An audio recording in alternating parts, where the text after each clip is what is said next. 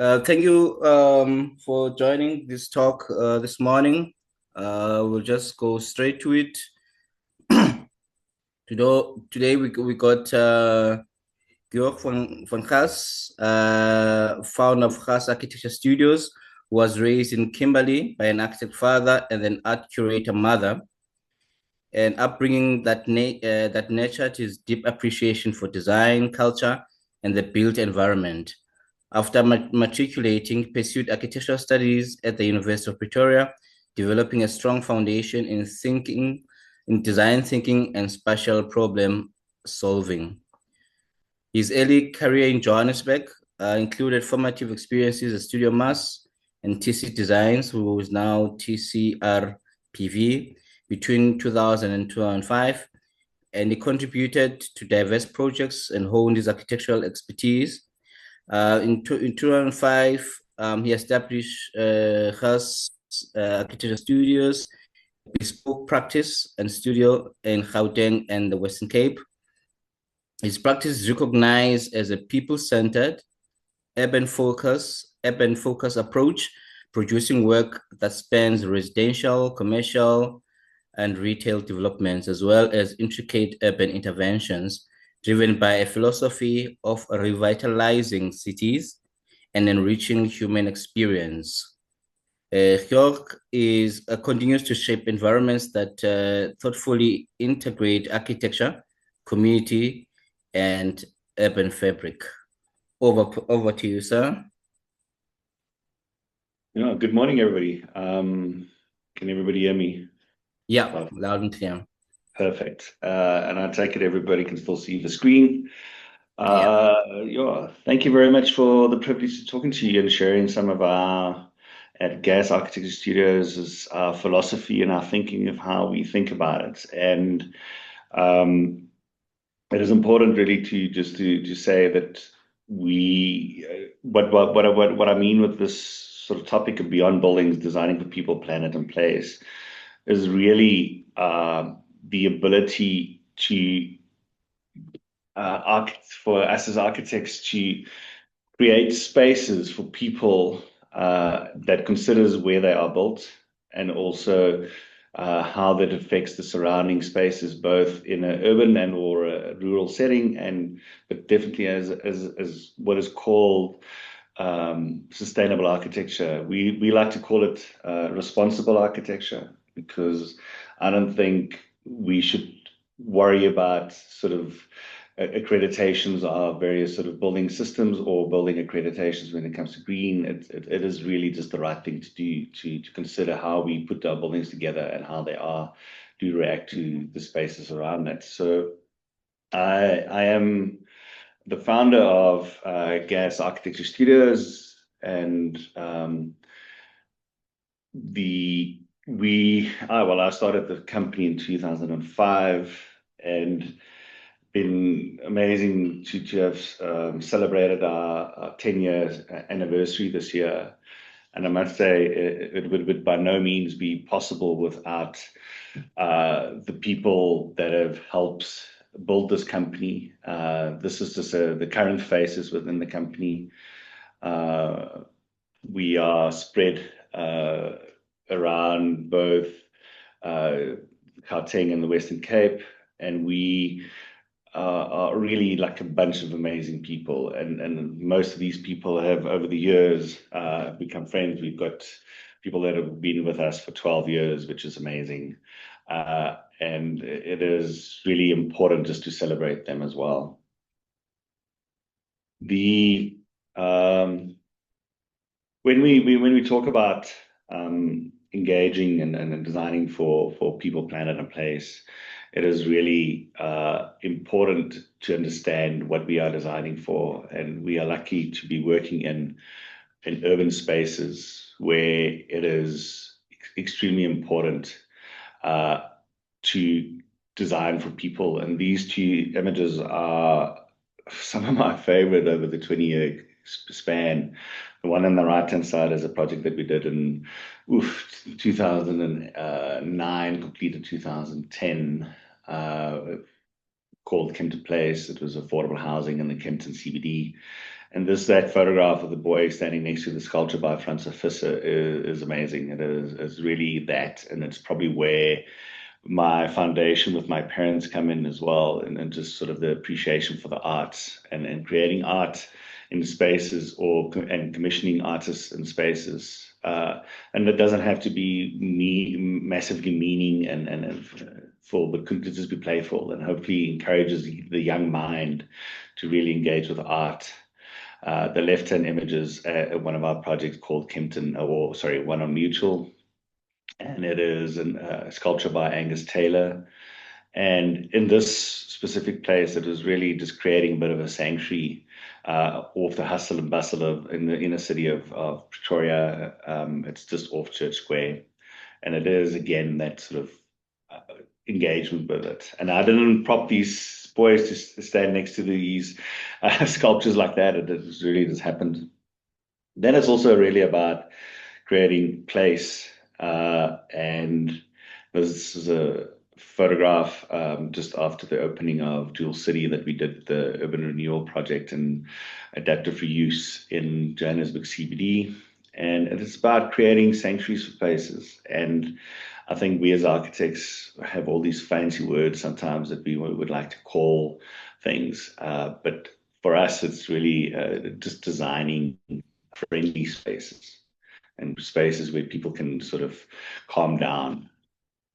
Then it's also definitely about, and very extreme, it's really sort of about planet.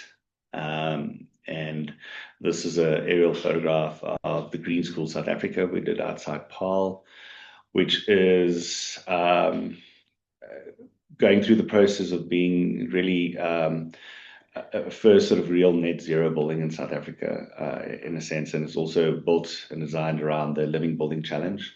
Obviously, for the Living Building Challenge to be accredited, it needs more time and it needs more data around it. It's not a design accreditation; it's more of a built accreditation, and it's something that we are very proud of and how it is. And I'll talk about these three principles a little bit more as we go along.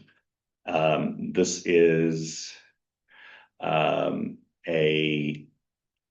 the next are really just like designing for people, and we design for people along the way, and we are lucky in a sense of designing like this educational, this Green School South Africa, and this beautiful setting and creating things. But it's also really about creating spaces for the kids to learn in the very specific ethos of the Green School. It's not just about buildings, it's really a lifestyle and how they do that, and creating these spaces for these people where their sort of educational principles can be followed through. And I encourage you to go have a look on their website and read all about it. I'm not going to elaborate too much on that today, but it's about really creating these amazing calm spaces for the kids and where they are and how they work and how they sort of read and react to both people, but also the planet. Some of the stuff that we've been amazing for people is creating this something that is probably one of the most known projects of GAS. It is called the Westcliff Pavilion, and it was really designed as a granny flat out in Westcliff neighborhood here in Johannesburg. But it was really about sort of creating a space where we challenged how people live and how they work, and sort of creating a space there that is no need for a real covered patio and a typical thing, but where your house becomes the patio, but also where you have this beautiful tree become the canopy of it, and with this rocky outcrop on the right-hand side, where it sort of framed the space and also then ultimately framed the view towards the Parktown Ridge running through Johannesburg, and it's such an amazing calm space. We've been lucky to design for people and beautiful settings as well, where in the Cape Winelands and creating little spaces for them, and ultimately just being sensitive to how these buildings sit in the landscape and creating spaces again where people become calm. This is actually my own house. It is in Johannesburg. and it is designed with the thinking of not being the typical Johannesburg house. It's a refurb, an house in Victory Park in Johannesburg, where the ethos was really sort of creating a space that is friendly to the people that walk past it. This is right on the Braamfontein Spruit, which is very dear to us. And on a Saturday, there's roughly 3,000 people that sort of move past this property, either running, cycling, or just walking their dogs and stuff.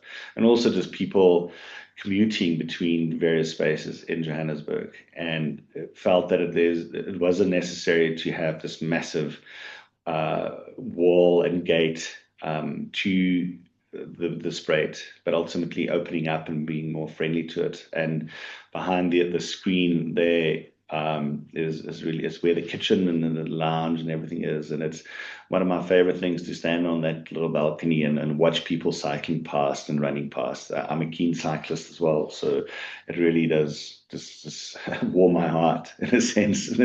Sanity in the soul of an architect. But ultimately sort of opening up again into sort of the beautiful old garden that was there. And it really plays to the homage of not necessarily creating an additional patio, but where your lounge and your dining room can become your patio. There's no need for extra furniture and abundance and gluttony as such. It's just like really just simple spaces can work in various environments.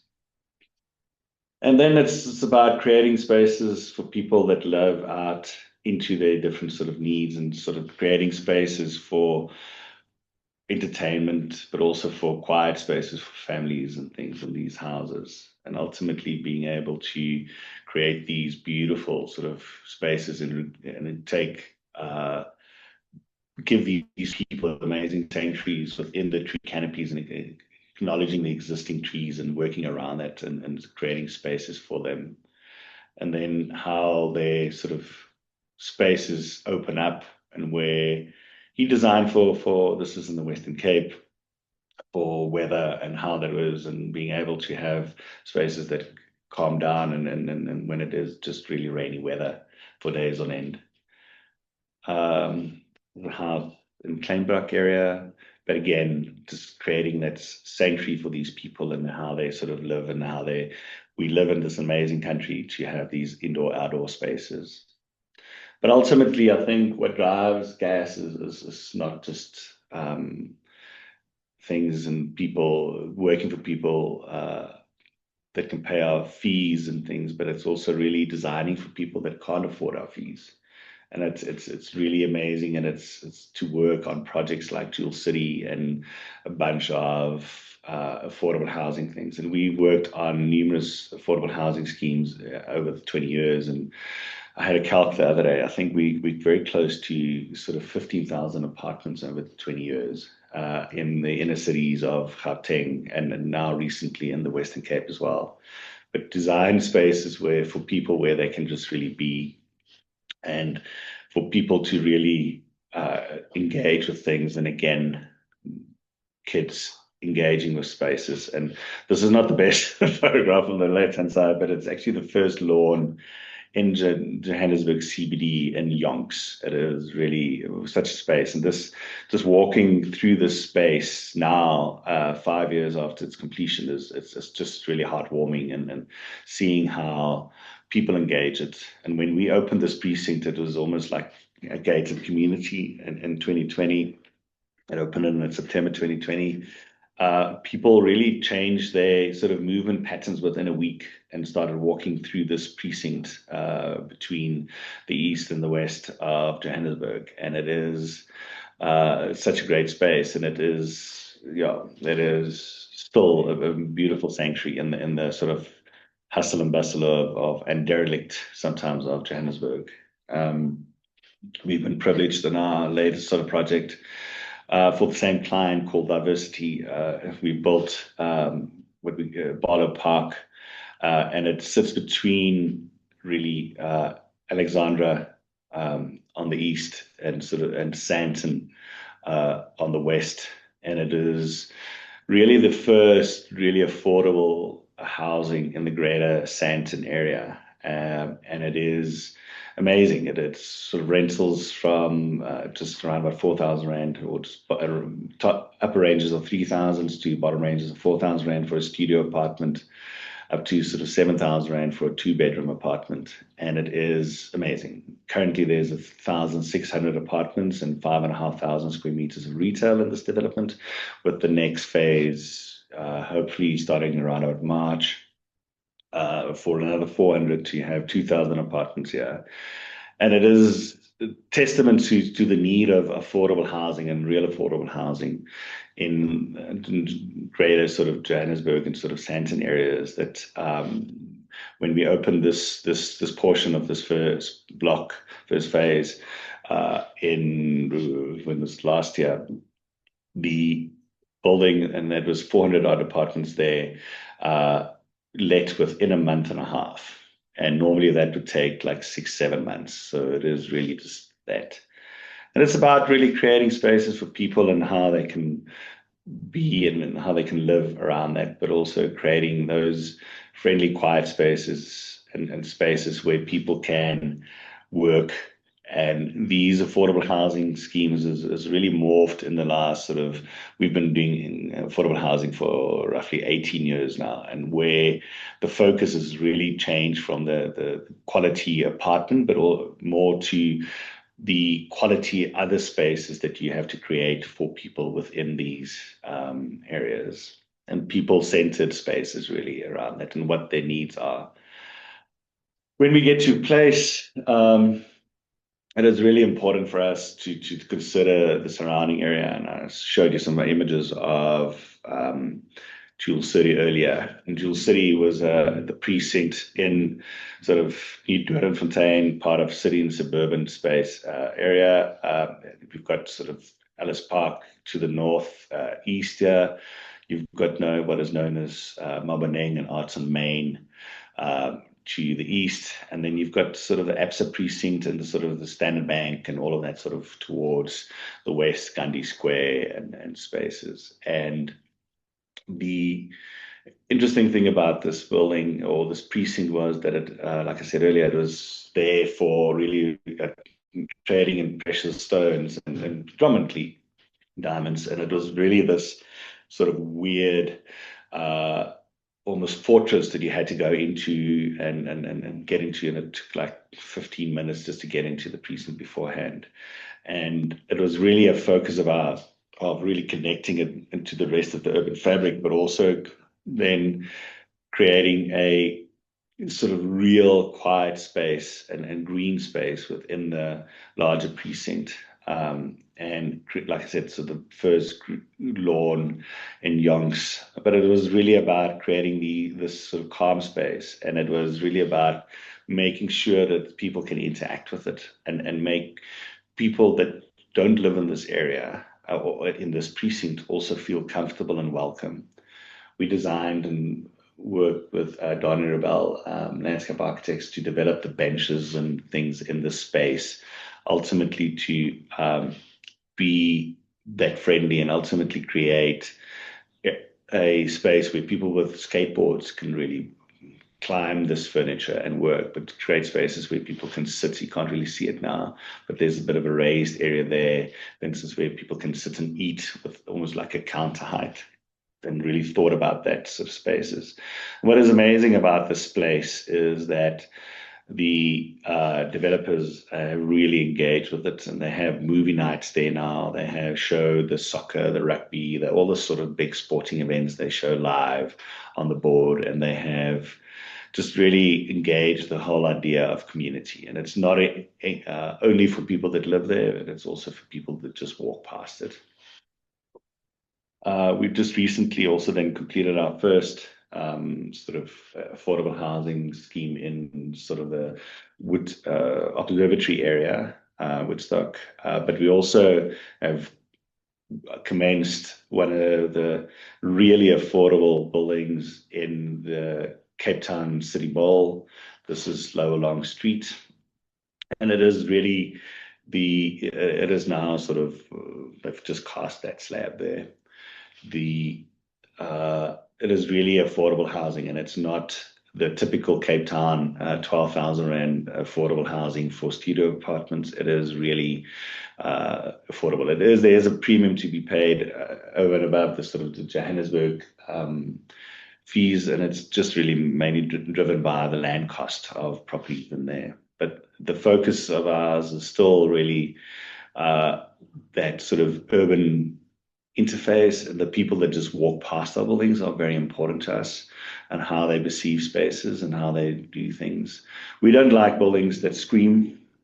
We like to design spaces and buildings that are respectful of the people and the surrounding areas. They're quality buildings and they're beautiful buildings, but they don't have to scream for attention.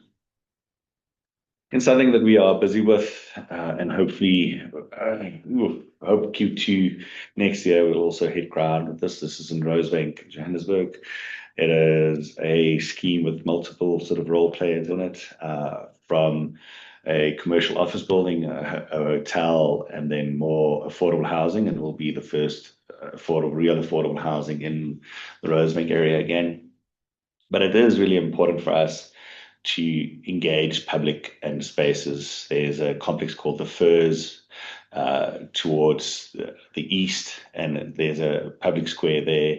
We're really sort of connecting through with that, and taking people through into Bierman Street on this side with that. And it is really important to how we interact and create spaces for both the real users and the consequential users of the space, and creating that friendly spaces again, and how the ground floor interacts with that and creating things, but also just really the debate about how people really walk past it. And then unfortunately, we have sometimes sort of parking garages above ground, but you don't just have to do something like that. You can treat it with greener spaces, but you can also step facades back and create sort of green areas and make that scale better. And unfortunately, not everywhere, but most of the places we do try and activate that street edge through retail and or other uses, and just not just create sort of hard edges. But it's also the sort of real engagement of how these spaces would work, and how potentially stepping back and creating sort of cover spaces and breaking of scale of spaces is important for us in our investigation, but also then thresholds, how people do interact with that and how you can combine all of that idea. And thresholds are an amazing tool to create barriers without creating barriers, and people really do respect thresholds. And where if you can step it up or create a threshold for people to walk through, you'll also create spaces that gives you the security behind it without creating a fence. This is sort of a aerial shot of what that is, with the offices to the northeast, the residential building to sort of the west of the site, and the hotel sort of in the south eastern portion of it. And this is a render of that building with commercial, residential, and hotel towards the back. And just really you can see the ideas around sort of creating that threshold and creating these sort of scaled facades, and where you do sometimes have the vehicular or parking areas, but you sort of try and smooth it and soften it, and creating spaces for that. Unfortunately, the street did a lot of research and things. It's not something that is worthwhile to activate from a retail point of view. And then there's sort of walking up into the courtyard that faces towards the Firs on the east, and then past the hotel into the residential side. Then we are busy at high level, and I don't show too much of this at the moment, but creating that place in the south of Johannesburg where really a restaurants and food and beverage, but also activity spaces, and for the south, really a green space. And the biggest drawing card for us is this park that just sort of runs through it, and creating this new national park where people can just really linger as well. But there's space for jazz concerts, just really sort of entertainment areas for special events, and everything that is not necessarily available in the south. And also where potentially people can gather for the big derbies between maybe Pirates and Chiefs. and have before and after the games and spaces for that, but also creating sort of real activity driven and real experiential spaces for people. And we know that in the sort of bigger going along of retail and with the advent of and really sort of the Checker 6060 and online experiences or sort of shopping is that we have to create spaces that draw people that are there for the experience of the shopper and to draw them back into shopping centers.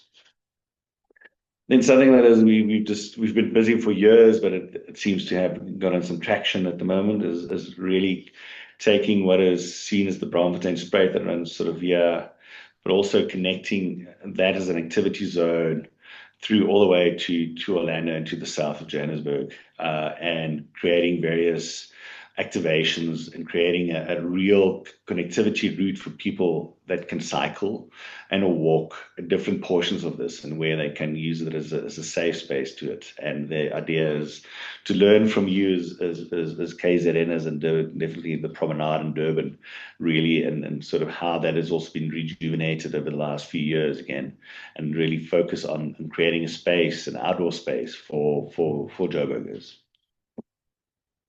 When we get to the planet, it is there's various ways and things and what people can do, and it is we've been privileged to have done some EDGE accreditation, and we do the normal tick boxing things. And our buildings on the left hand side was the same building for a design accreditation to a built accreditation on the right hand side, and where the buildings actually performed better than we anticipated, and privileged to have received that sort of advanced certification for the first one for a residential building in South Africa. And then we do also do the sort of the Green Star building, and this is a building that we've just sort of in the process of completing. This is for a 5-star rated building in Pretoria, and creating spaces and places for people. But then we're also busy with doing the first real timber structure with CLT and GLT structures, and we're working with an amazing crew from MTT in sort of rationalizing it, and we'll hopefully have the sign off from this educational body next week to go further and pursue this sort of timber construction method for it. Cost is unfortunately still a driver. It's roughly, well, just from a construction point of view, it's sort of 50% more expensive than normal reinforced concrete systems. But it is, if you take foundations and time and everything, we think it is roughly then only reduced to 25% premium to that.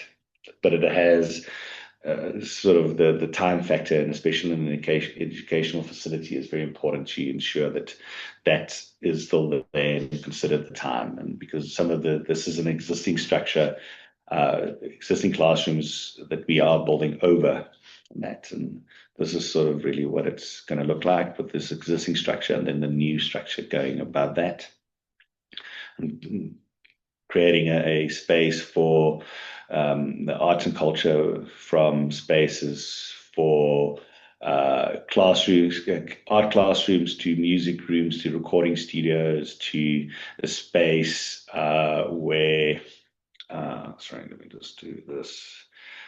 I've got a thing that just jumped on my screen. Yeah, there we go.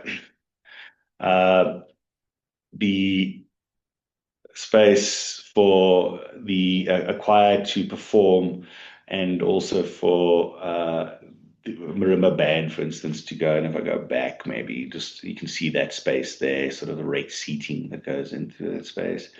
And then top floor, what's amazing is that the structure is almost like a portal frame. So we are liberated from concrete structure or columns on this floor, and we have used the facade and then the roof to carry and then give us this big sort of 12.5-meter span space. Then back to sort of other things in the Green School again, and then it's really where we've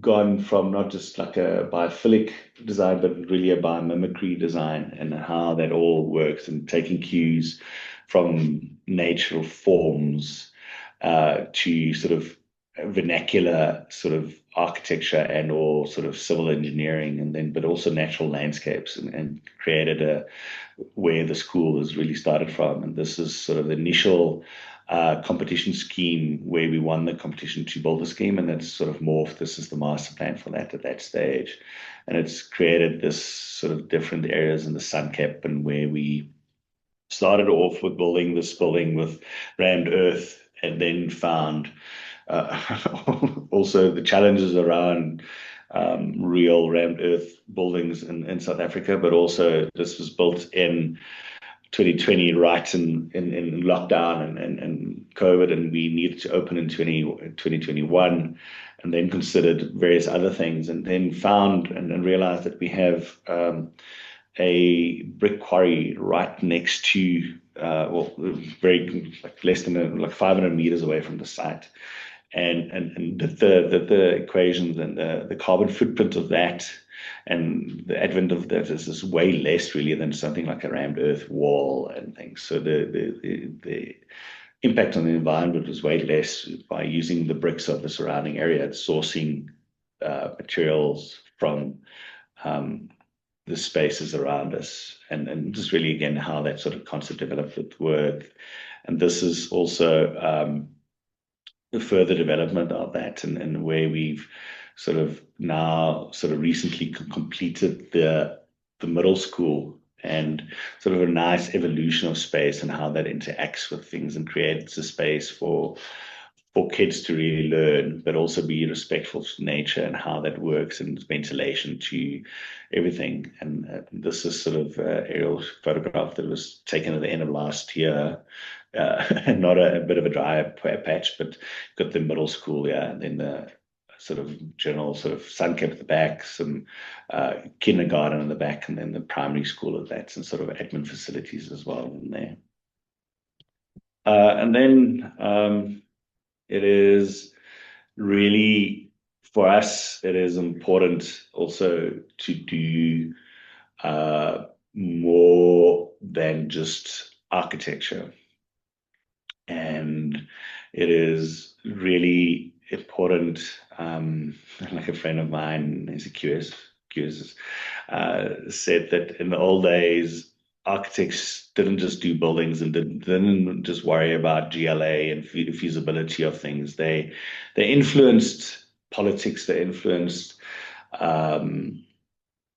real societal things, and didn't just worry and then creating these things that are around their own egos, but really created spaces for people, and again, like how they influenced it. And we have been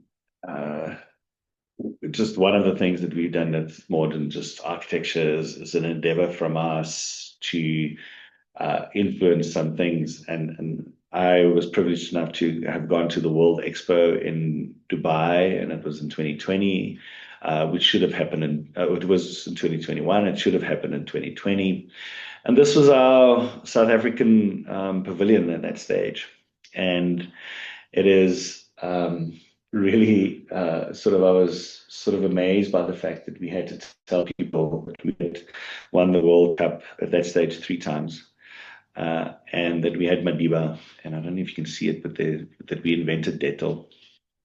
And so there's so much more than we can do, and what we could tell people about South Africa. And it has really invigorated my thoughts about how we can do this and how we can influence this specific element about how do we showcase South Africa.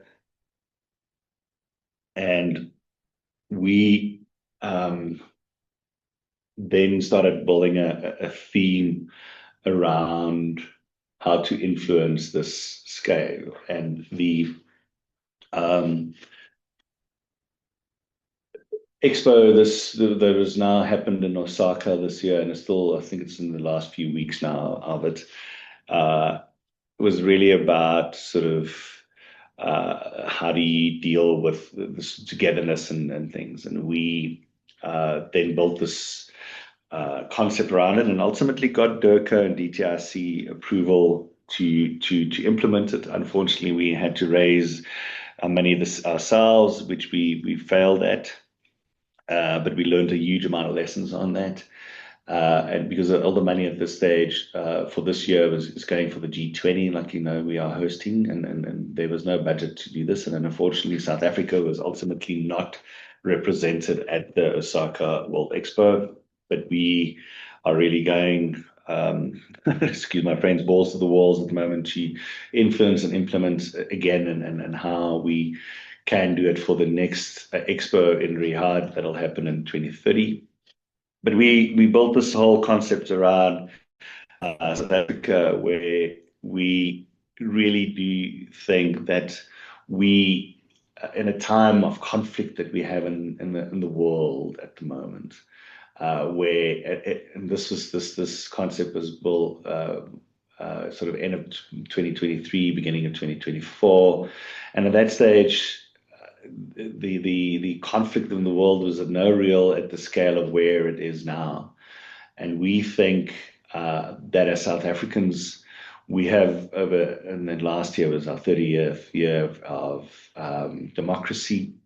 And I've really learned how to deal with diversity, how to deal with the other. And we, as South Africans, generally have think we are way better than most of the rest of Africa, but we have a massive inferiority complex when it comes to the rest of the world.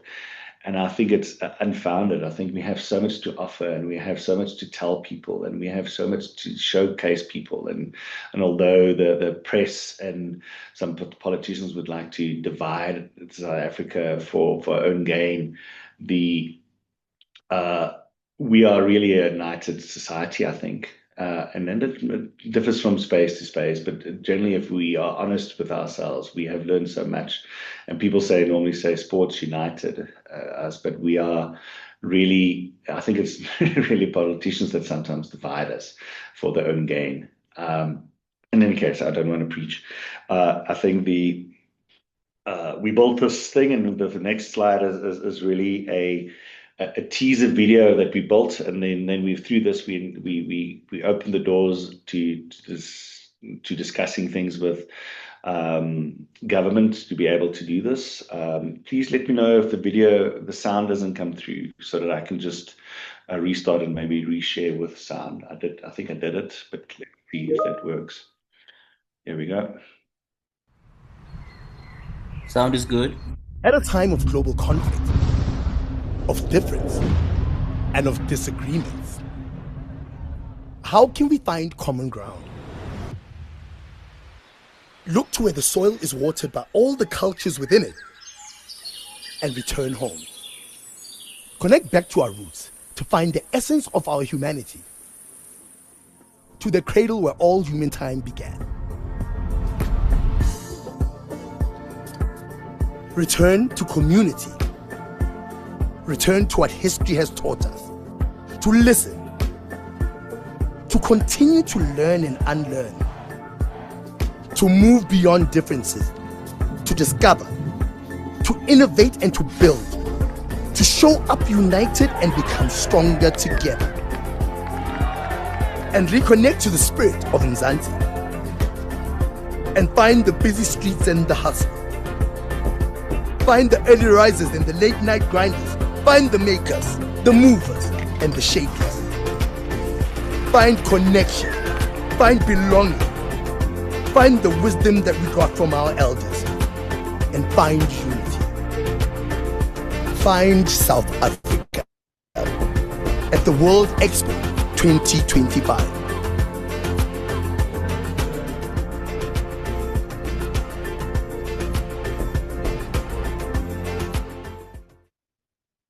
So that is the video that we built at that stage, and once we got our foot in the door to talk to government, we presented our concept for the expo. And if you need to consider that it is ultimately a space where we need to showcase our country, but also our trade and industry, because it's really built around that. And it was really, but also building around the concept of 5 spaces that we could create: a space for cleansing, space for really to submerse and sort of get quiet, and then to celebrate South Africa, but also there to have these pod spaces where we can connect to individual stories and to the individual industries in South Africa. And then ultimately a sort of a space of reflection and where we can sort of connect people in a lasting manner in South Africa. And it was really then built towards a space where we would cleanse. And you would walk into a space that would allow around about 20 people, but it was also seen as a real, almost sensory deprivation space where you would gather in this sort of dark space, but you ultimately are surrounded by this beautiful LED screens and roof that would start off by having the savanna sort of flow of grass sort of flowing and the noise of the whoosh, creating this sort of real African sounds. But then the space would go dark and you would get the sort of initial sort of real bang of a thunder sort of crackling. And then you would start hearing and seeing the rain sort of come down in the space on the screens. And you would start seeing people sort of gathering around the rivers and cleansing in the beautiful Tsitsikamma forests, but also the gogos washing their clothes in the river and how that sort of relationship to nature is and the community. And then you would start getting the smell of the sort of beautiful dust storms that I can't wait to smell in the next few weeks in Johannesburg, of rain and things. But ultimately, the sort of cleansing portion, then you would move from there into a submersive space where you would gather in a sort of very moist and muddy space, really coming down to sort of the cradle, the basic sort of spaces, immersed in a narrow space that you would lead through and walk over this gravel that is amplified with microphones and speakers as you walk across it, but have words projected on the ground and talk about unity and diversity and acceptance of it. And really how you would do, but then move into a sort of larger celebration space. And this celebration space is really sort of conceptualized as a watering hole that you would get for animals, and especially in a period of drought, which this period of conflict is, where all the animals will gather around it. And we built the storyline. It would ultimately be reflected in a sort of a silhouette and beautiful storytelling that would be projected on the ground and the walls of the space. It tells the story of the zebra, the giraffe, the elephant, the inyala, the waterbuck, all of that, and the warthog coming forth to drink water, and where they are respectful of each other because they know that for them to survive and protect each other from the predators out there, they need to have each other's back and work towards that and be able to drink water together. But that space and celebration space could be a space that could celebrate various other things as well, ultimately from our beautiful and amazing art and architecture to sort of our artists that could come and perform. Seeing as this event is 6-7 months, could have a different performer every now and again and celebrate from the arts to our fashion industry to our music industry, and just really be a space where you can be. But also then to create a space where people can connect to South Africans and where we could tell ultimately sort of different stories about different sectors within our country, but it creates pods where people can learn about something that we were persecuted for, learn about the beautiful signs behind finding of the Omicron variant of COVID, but also tell the stories about how we've really dealt with diversity, but how our industry has sort of grown and how we do these amazing sort of aircraft and sort of gliding things. But we also have farmers that have come from subsistence farmers to have grown into successful commercial farmers. Not just the bad stories that people want to tell you all about, really creating things of telling stories about artists and art and people that we have. Then ultimately create a space where one can reflect and one can connect, and you can really connect to people, and you can really just be and understand the real essence of Ubuntu, that we are because of others and we need people around it. And unfortunately, like I said, we learned some lessons and we failed. And like Nelson Mandela said, that I never fail. I learn, and we learn some things. And we, to deal with my own pain of learning, I bought some tickets, and the very next week when we called quits on this effort to go visit the Osaka Expo. And this is some of the images that was really there of recently sort of visiting the expo, and it is really an amazing space where things get showcased and where beautiful spaces are created and beautiful architecture is there, but also the showcasing of the countries and the art and the different things in there. It was really such a privilege to have gone there and to immerse it and to learn from that again, and really how to create these spaces. That is the biggest timber structure that has ever been built in the world. And just really how you do well-designed spaces and integrated areas for people, and how that can showcase various things. That's the French pavilion. This Qatari. This is the UAE's pavilion. And that's a timber structure. And at night, people would gather there during the day, it's this amazing space for people to hide from the sun.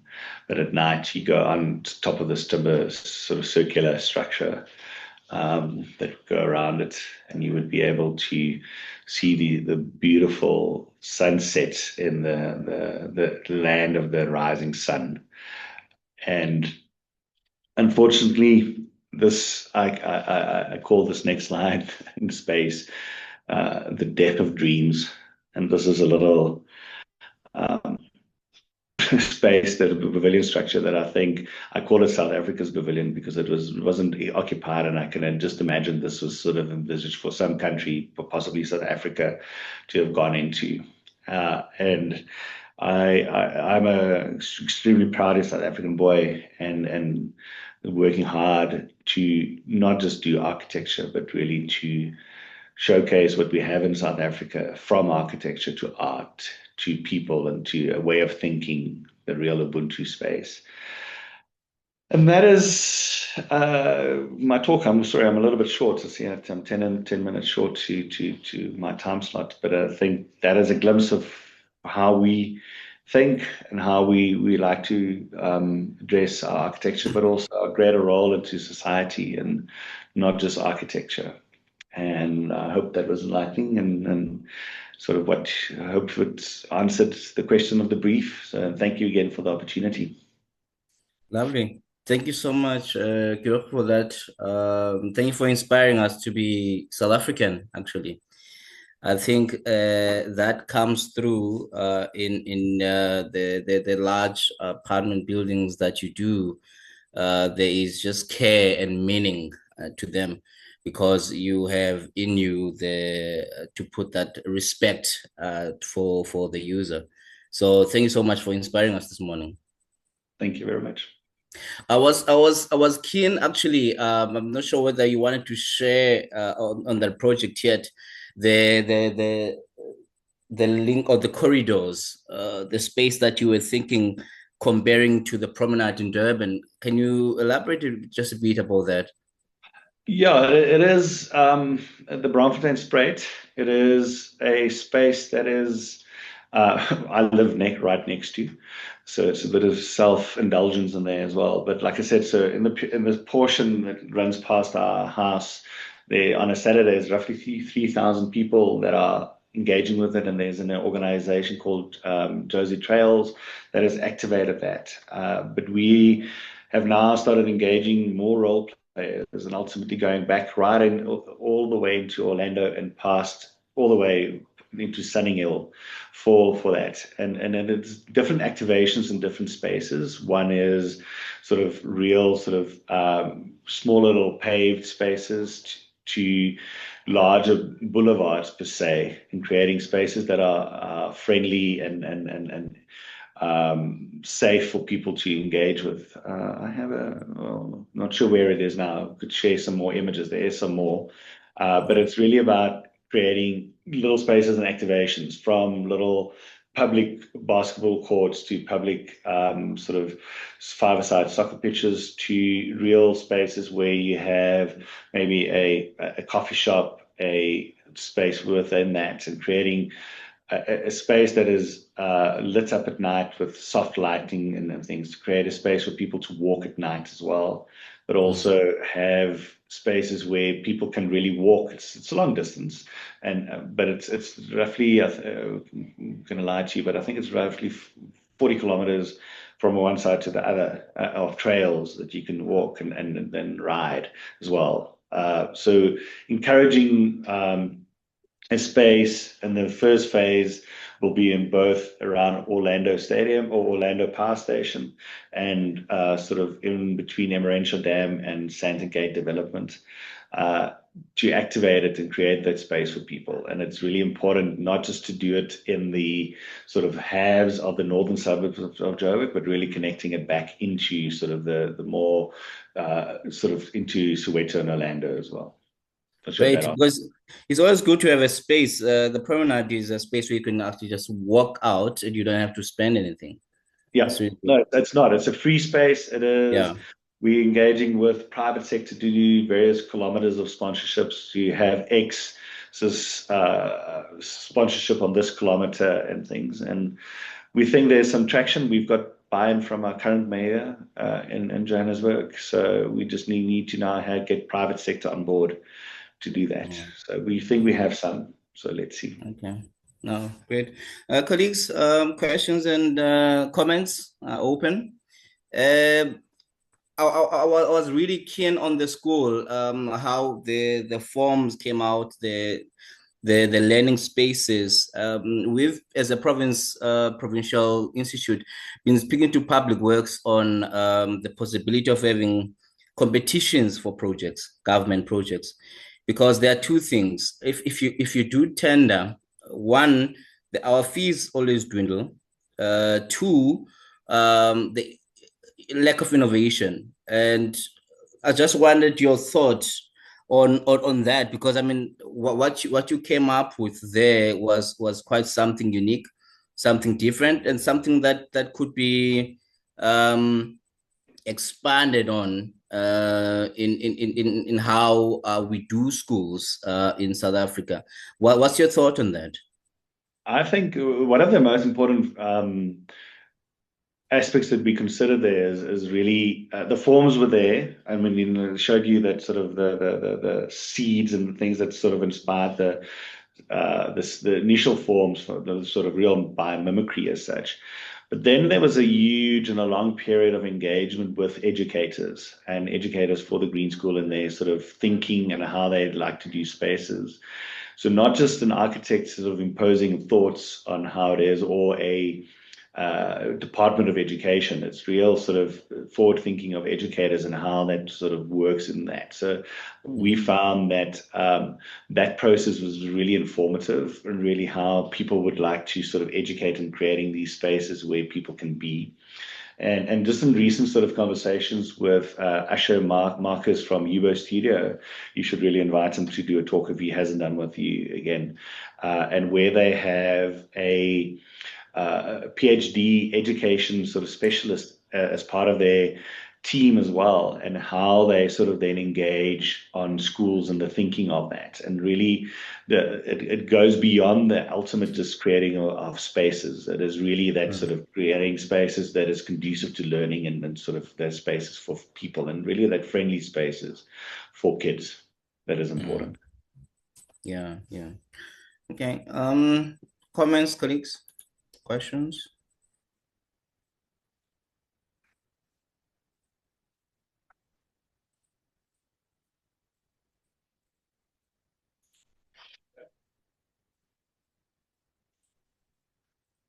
I do think that the inner housing is such a good answer to buildings in the inner city that are not habited. We have a huge problem along those lines in Durban, where buildings are hijacked and all that. And if we revive precincts like you did with the Jewel City, I think we could go a long way to reclaim the city for people. Definitely, I think Durban is interesting because it's probably the most underdeveloped or inner city space that it really needs rejuvenation and regeneration, and it is the only other metro other than sort of Pretoria, Johannesburg, and Cape Town that would suffice to do that in. If you compare it to, I don't think you can do it in some of the other bigger centers. And I've been in sort of recent conversations with the people just sort of driving Project Vulindlela.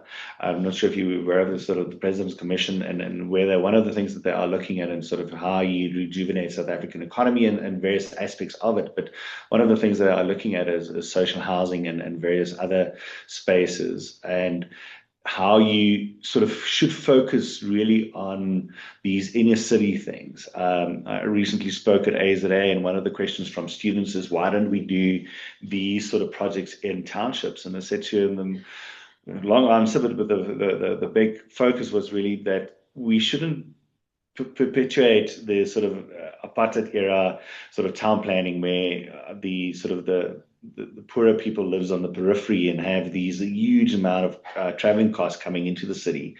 You should really create affordable quality homes and things for people closer to the centers, and where something like that inclusionary housing really works, and that should be sort of forced, and it is now forced in Johannesburg, but on people and how you create them and spaces. But ultimately, we did a scheme, and unfortunately it fell through, of like 2,000 social housing units in the center of Randburg. And it would have been so amazing, because Randburg is this node where not all, but most of the taxis are in and around Joburg comes into, and then people have to sort of get on another taxi and then go to Sandton or to Joburg or to Rosebank, other centers. And if you can have people living right there, you cut out half of their traveling costs. And you all know that how expensive traveling costs is, and sometimes there's more than half of people's salaries that they spend on traveling each day, and they have to start traveling at like 4 o'clock in the morning to get to work on time and things.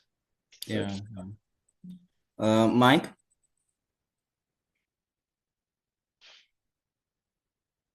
Thanks, Guru. Yeah,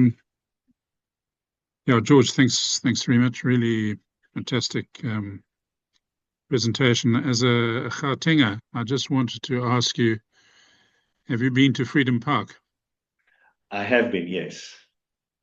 Well done. Well done. I'm very glad to hear that. And your reaction? I must say it's a happy space, and it is there. And I think there's it is always interesting and stuff. I think it is sometimes it should be more used, if that makes sense. I think not a lot of people go there. Yeah, I think that's I just asked the question because there's so many people that have no idea about it, and it is just the most extraordinary place. We were very fortunate. I'm an architect by profession, but involved in project manager. It's the most extraordinary team, and the client who led the Lusaka discussions between the nationalist government and the ANC way back in the 80s and that. He was chair and he's a poet. And the brief, there was no real brief. It was just, we want to do this. And I've gone blank at the moment. He regrettably passed away. Architect. Mashabane. Sorry? Phil Mashabane. Phil's partner?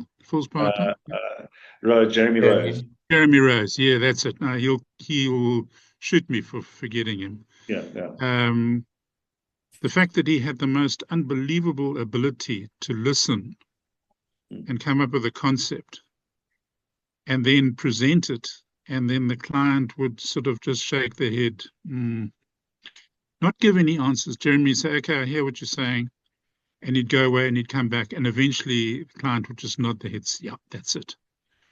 And Jeremy had that extraordinary ability to do it. But there was also Phil Mashabane and also other really incredible. What I'm saying is that you've created spaces, and which are really great, and that is a space that is really great and it's not celebrated enough.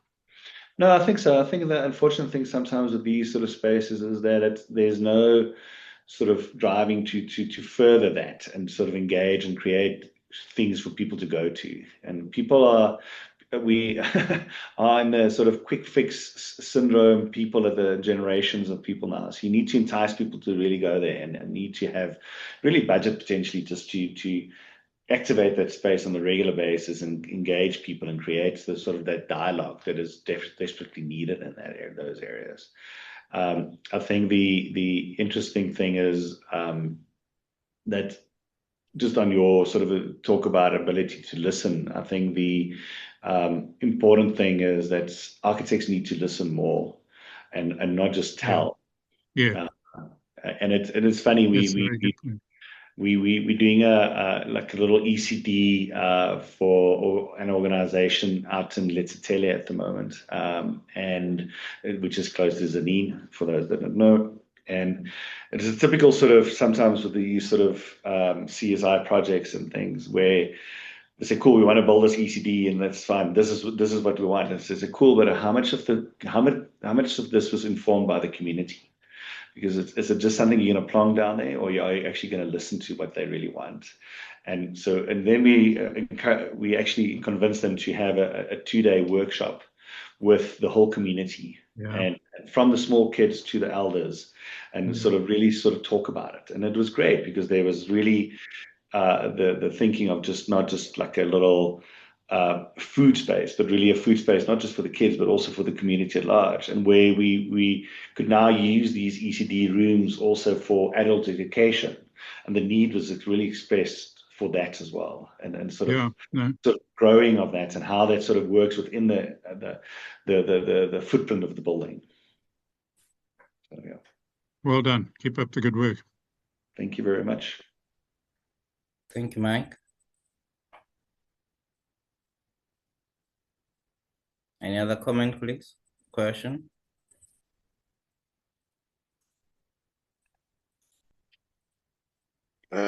Neil Hazel here. Go ahead, Neil. One thing which stood out, apart from the wonderful presentation, one thing which stood out and struck me, it's funny how things that strike you actually are very important, was that we should all be looking for something positive about South Africa rather than hanging on all the negatives. I think that comment and the overseas expose that was gone through, and those things were very succinct comments and of importance. Thank you. Thank you.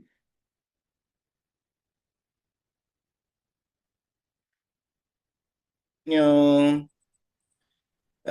your work, you, in terms of your approach and all that, what would you say as South Africans, because being South African comes very strongly in your work and your approach, what would you say as architects we should consider mostly in our designs? I know you've spoken about designing with the user, designing with the people who will be using the space. What other things do you think is important for us to consider as architects? It's interesting. We've been sort of grappling or thinking and stuff like that with really about what is South African architecture and what it is and where does it play, because it's not the sort of let's call it the mud hut, and it's also not sort of the Wakanda type thing. It is really to me, and I'll not talk for gas in general, but for me, and probably for gas in general, it is really the mixture of different materials, the mixture of different spaces and things, how it works, how we consider natural elements and how we work within those things, and how that sort of different textures play together, and how we create spaces that are friendly for people, but ultimately where those textures ultimately influence that space. So how the rough of the stone or a natural element or a timber can work with a glass and or steel or anything like that, and how that works together, and how that potentially on a bigger scale sort of showcases our diversity and the different elements that make South Africa work in that. I think the important thing for us, and that I'd like to teach the younger I realized over December that I'm no longer a young architect, which is weird, but the sort of the younger people in the office, that architecture isn't just a profession. It is really an old school profession. It's where you really learn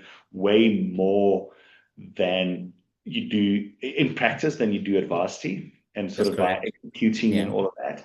But architecture is not just a profession, it's really a lifestyle. It is really about how you engage everything in society, and also always look and learn.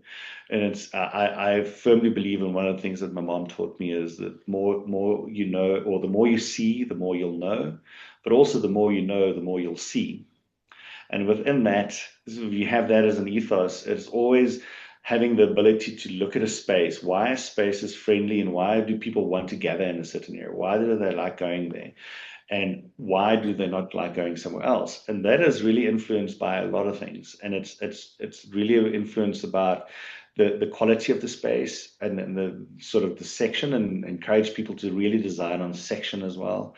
And we sometimes forget it nowadays with the advent of BIM and things like that. But it is really creating that spaces where the detailing and really considering how the floor meets the wall and all of that, which the general public won't necessarily know. But if it's not thought about, it's not a quality space.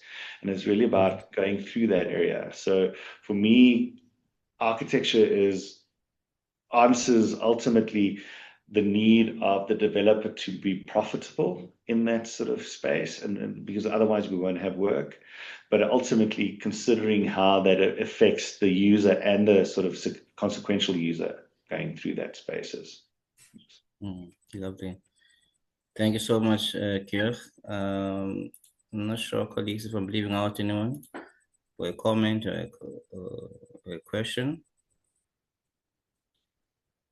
But from my side, and on behalf of the Institute, thank you for taking time this morning and preparing such an inspiring presentation. Thank you again. Thank you very much. And thank you for the opportunity. Truly appreciate it. Lovely. Thank you. Thank you, colleagues. Thank you for joining. We'll see you on the next one. Bye. Thanks, George. Cheers. Thank you.